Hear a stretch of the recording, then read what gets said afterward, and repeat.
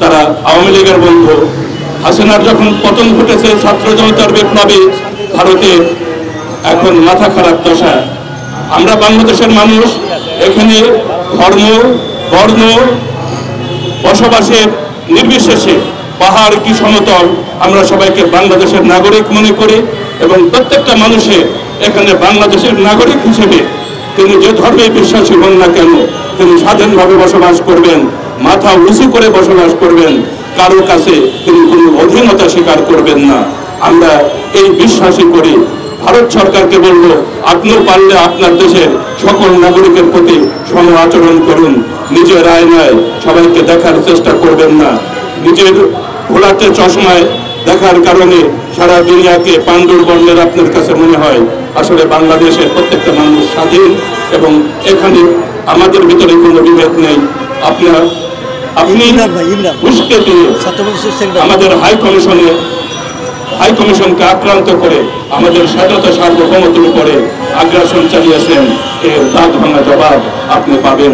জনগণ সেই জবাব আপনাদেরকে দেবে। আলহামদুলিল্লাহ। সংখ্যাটি উপস্থিতি এ পর্যায়ে সংক্ষিপ্ত বক্তব্য রাখছেন এদেশের উত্তরশীল ছাত্র সংগঠন ইসলামী ছাত্র মজলিসের সংগ্রামী কেন্দ্রীয় সূত্রধারী জেনারেল জনাব ভাই ইমরান হোসেন।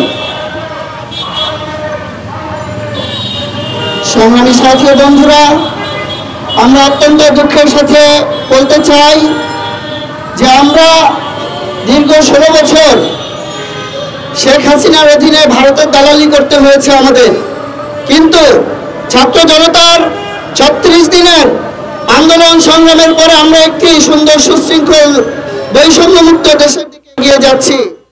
এই সময়ে যদি ভারত আমাদের দিকে চোখ তুলে তাকানোর চেষ্টা করে অথবা দিল্লির আধিপত্যকে আমাদের উপর চাপানোর চেষ্টা করে, তাহলে এই আধিপত্য এবং এগুলা বাংলাদেশের জনগণ মেনে নেবে না। যেমনি ভাবে শেখ হাসিনাকে বাংলার ছাত্র জনতা এদেশ থেকে বিতাড়িত করেছে, ঠিক তেমনি ভাবে ভারতীয় যে সমস্ত দোসররা রয়েছে সেই সমস্ত দোসরদেরকে এদেশের জনগণ উৎখাত করবে ইনশাআল্লাহ।